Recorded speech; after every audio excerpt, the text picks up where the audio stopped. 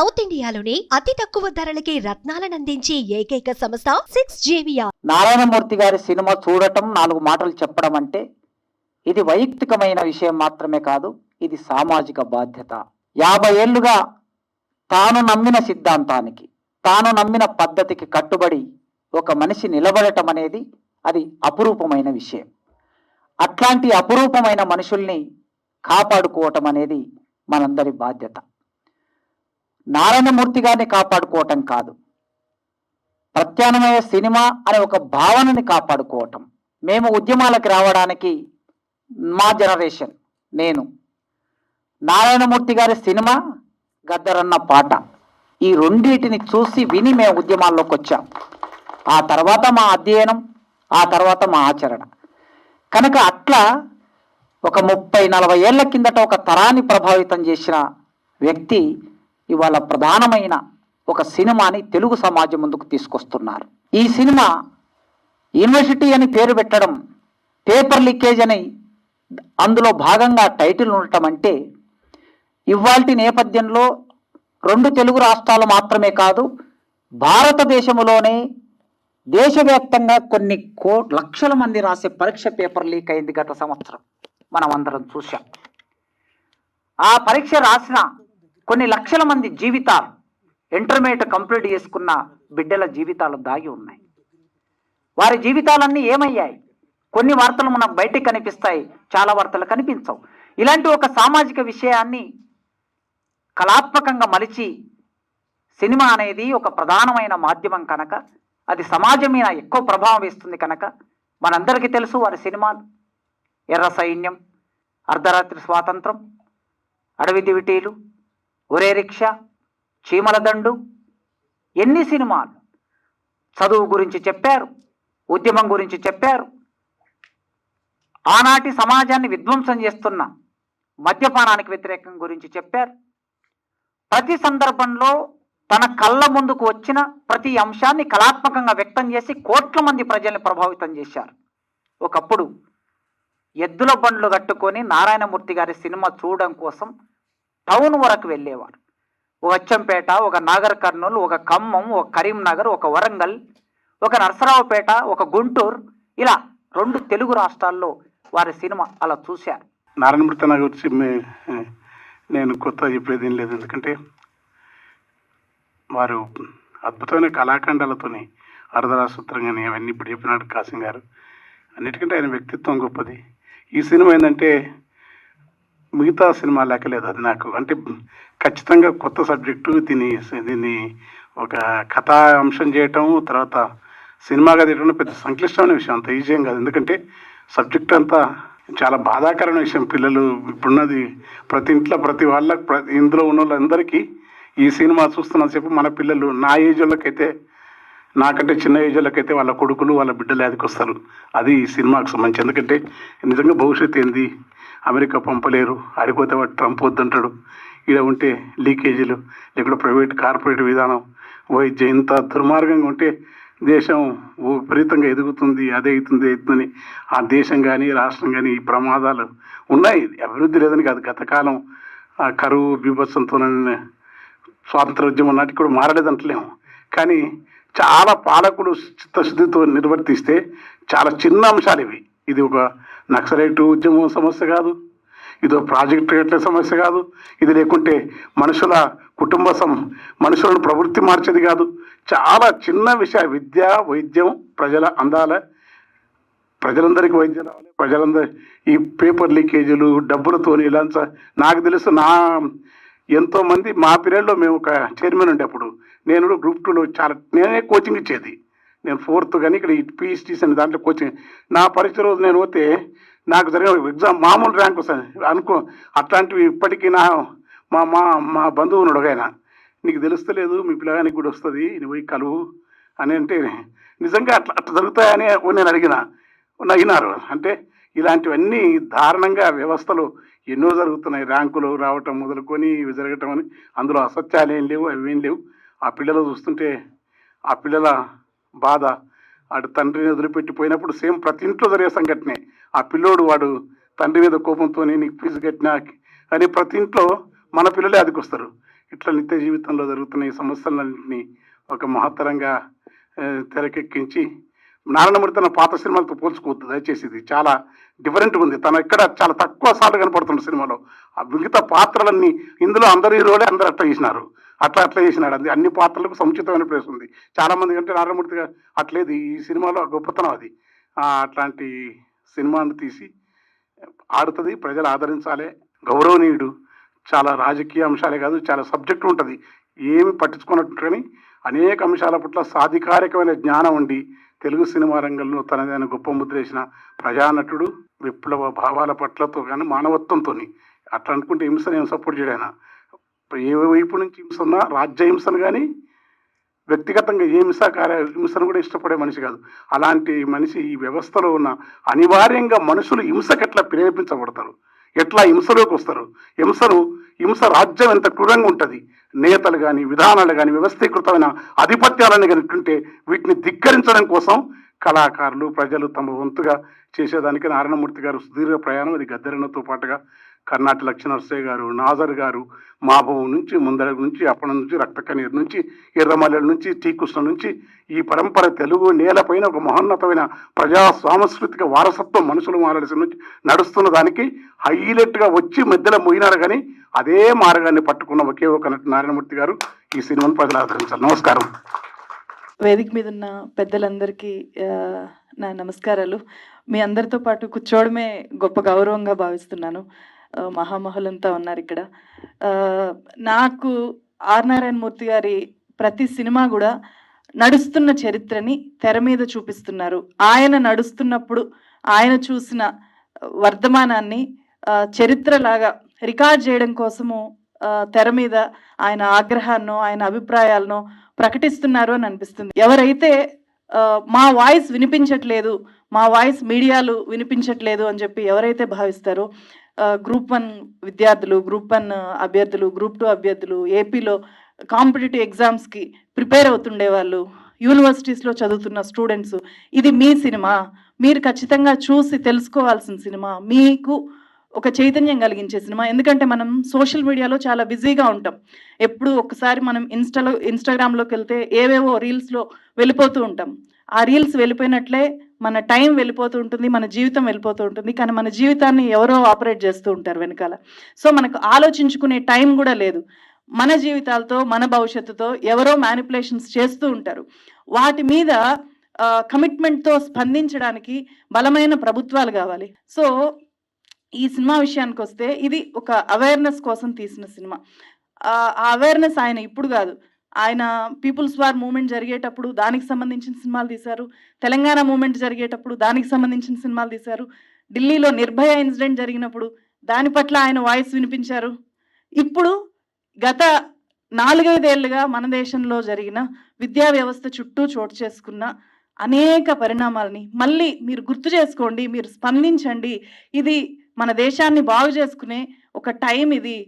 So ఇలా నాశనం అయిపోతుంది మన విద్యా వ్యవస్థ, మీరు అలర్ట్ అవ్వండి అని చెప్పి ఆయన ఒక బిగ్ స్క్రీన్ మీద గట్టిగా అరిచి చెప్తున్నారు నారాయణమూర్తి గారు.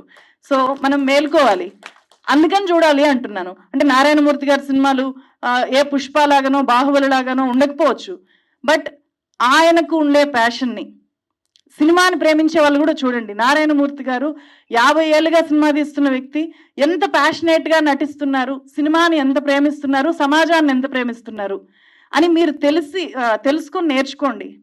సో చాలా బలమైన మాధ్యమంగా ఈరోజు సినిమా ఉన్నప్పుడు ఆ సినిమాని తన ఏకైక గొంతుతో ఆ పెద్ద మనిషి అంతగా అరిచి చెప్తున్నప్పుడు చాలామంది దాని నుంచి ఒక ఇన్స్పిరేషన్ తీసుకోవడానికి ఈ సినిమా చూడండి అని చెప్తున్నాను. Thank you so much. Narayana Murthy గారికి కృతజ్ఞతలు. ఎందుకంటే వారు మాట్లాడిన దానికంటే కూడా చాలా మంచిగా ఈ సినిమా వచ్చింది. కాబట్టి తెలుగు ప్రజలందరూ, ప్రపంచ తెలుగు ప్రజలు ఎక్కడ ఉన్నా ఈ సినిమాను చూడాల్సిందిగా నేను విజ్ఞప్తి చేస్తున్నా. ఎందుకంటే విద్య కోసం ఎన్ని కష్టాలు పడుతున్నారో ఈ రోజుల్లో మేము చూస్తున్న విద్యార్థులు. నేనైతే 1వ తరగతి నుంచి PhD వరకు నేనైతే ఉచితంగానే ప్రభుత్వ విద్య చదువుకున్నా. ఇవాళ నేను డాక్టరేట్ అయిందంటే కేవలం ప్రభుత్వ విద్య ద్వారానే, ప్రభుత్వ స్కూల్సే. అసలు మనిషి బతకాలంటే రెండు కావాలి. ఒకటేమో ప్రాణం, రెండేమో పని. ప్రాణం వైద్యంతో ఉంది, పని విద్యతో ఉంది. ఇవి రెండు కమర్షియల్ అయిపోయినాయి. ఇక సామాన్య బతుకు అనేది ఎంత ఛిద్రంగా తయారైందో ఒక తాత్విక చింతనతో ఆలోచిస్తే చాలా సమస్య కనిపిస్తున్నది.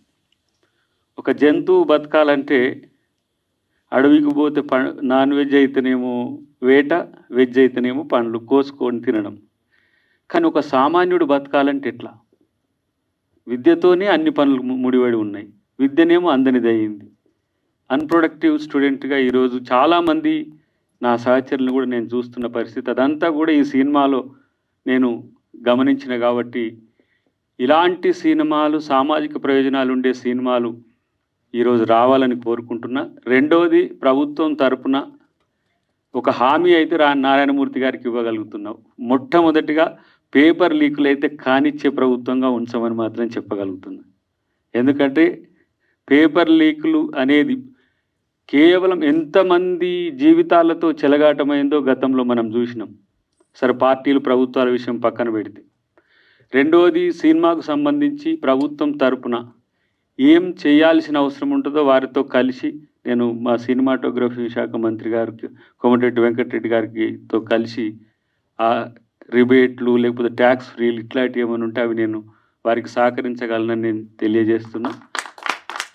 మూడవది, నేను ఒక రాజకీయ నాయకుడిగానో ఎమ్మెల్సీగానో కాకుండా నేను ఒక ప్రజాసంఘం నాయకునిగా ఒక నిరుపేదలు లేదంటే మధ్యతరగతి, దిగువ మధ్యతరగతి విద్యార్థి వర్గం నుంచి నేను ఈ సినిమా ప్రమోషన్ కొరకు సంఘంతో పాటు నాకు తెలిసిన ప్రతి వ్యక్తికి దాన్ని ప్రచారం చేసే బాధ్యత, చూసే బాధ్యత కూడా నేను తీసుకుంటా అని చెప్పి నేను వారికి హామీ ఇస్తున్నా.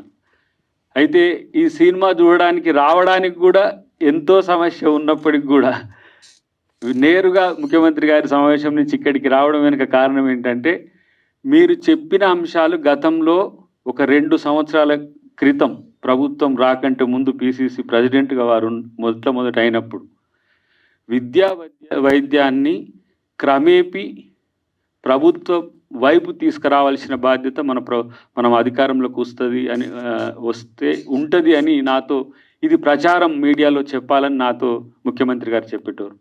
ఎందుకంటే దీనికి ఈ విద్యకు కులం లేదు, మతం లేదు, ప్రాంతం లేదు, అంటే ఎస్సీ, ఎస్టీ, ఓబీసీ, మైనారిటీ, మహిళ అనేది లేదు. విద్య అందరికీ అందాల్సిందే, అన్ని వర్గాల వారికి అందాల్సిందే. వైద్యం కూడా అదే పద్ధతిన ఉన్నది. కాబట్టి ఈ ప్రైవేట్ పక్కన ప్రభుత్వం పక్కన ప్రైవేట్ వచ్చింది. అది 1991 న్యూ ఎకనామిక్ పాలసీస్ అనుకోండి. నేను ఏం చేయాలనేది వారి టర్మ్స్ డిక్టేట్ చేసినా కూడా వారి ప్రచార భాగంలో నేను ఉండడానికి నేను ప్రయత్నం చేస్తానని చెప్పి వారికి విజ్ఞప్తి చేస్తూ, థ్యాంక్ యూ వెరీ మచ్ కాశీమాన. మీ యొక్క తోడ్పాటు అట్లనే వారికి కొనసాగాలని చెప్పి మరిన్ని విద్యార్థి సంఘాలు, ప్రజా సంఘాలను అన్నింటినీ కూడా మమేకం చేసి వారికి సహకరించాలని మిమ్మల్ని కోరుకుంటున్నాను. Thank you. ఇప్పుడు నారాయణమూర్తి గారు చివరి పలుకులతో.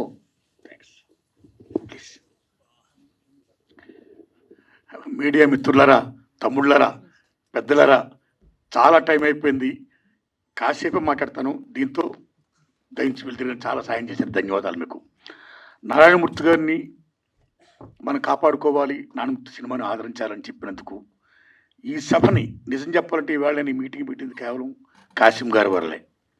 కాసిం గారు రీసెంట్గా నా సినిమా చూశారండి, బ్రహ్మాండంగా మెచ్చుకున్నాడు. ఆయన మెచ్చుకోవడమే కాదు, నారాయణమూర్తి గారు మీ సినిమా మీద మేము రౌండ్ టేబుల్ సమావేశం పెడతాము అని ఆయన అనడం, మీ సినిమాను మేము ఎంకరేజ్ చేస్తాం, ఇలాంటి సినిమాను ఆదరించాలి అని చెప్పడం. ఆ దశలో భాగంగా రౌండ్ టేబుల్ సమావేశం బదులు మీరు షో వేయండి, చాలామంది ప్రముఖులు పిలుస్తాను, ప్రెస్ ముందు మనం చెప్పుకుందాం, ఆ రకంగా పబ్లిష్ చేద్దాం అని చెప్పడం జరిగింది. సో ఇంత చేసినటువంటి కాసిం గారికి నేను హృదయపూర్వక ధన్యవాదాలు చెప్పుకుంటున్నానండి. Thanks a lot. ప్లీజ్.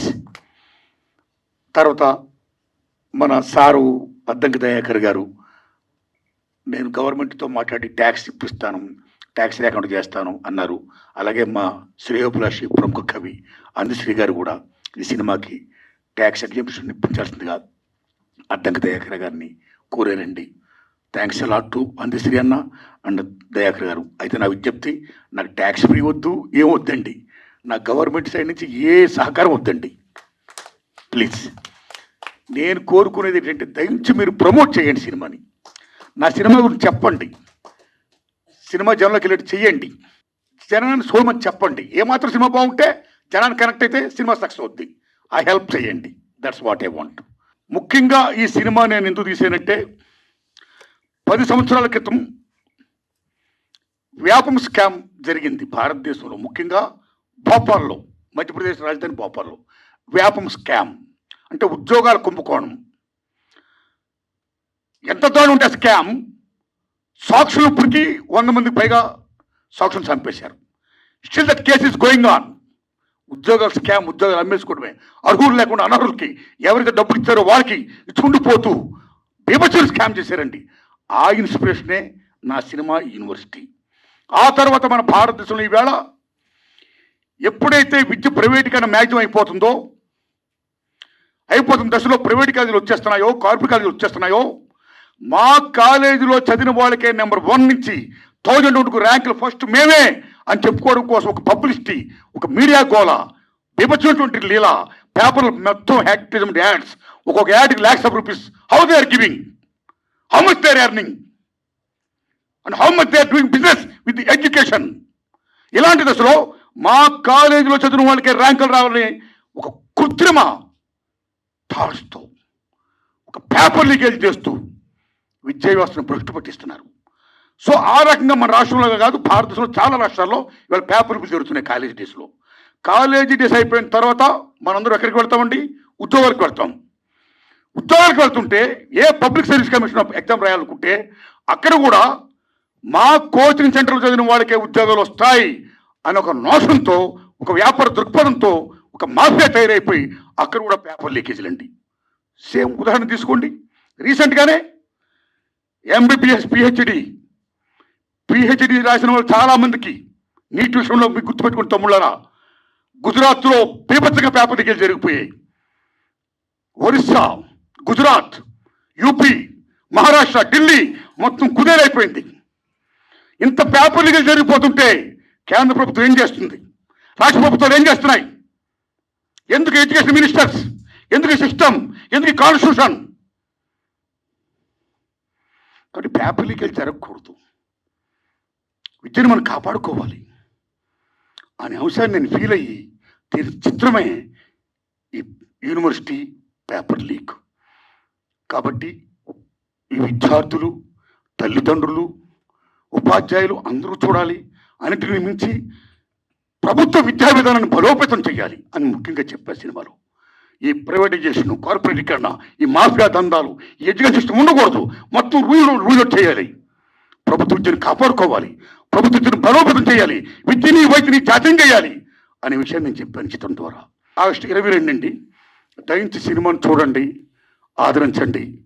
ఏమాత్రం బాగున్నా 10 మందికి చూడమని చెప్పండి. ఇంకా ఇలా చిత్రాలు తీయడానికి నాకు మంచి శక్తిని ప్రసాదించండి. ఇదే నా విజ్ఞప్తి అండి. ధన్యవాదాలు మీకు. Thanks a lot. సుమన్ టీవీలో మీ పర్సనల్ అండ్ బిజినెస్ ప్రమోషన్స్ కోసం కింది నెంబర్కి కాంటాక్ట్ చేయండి.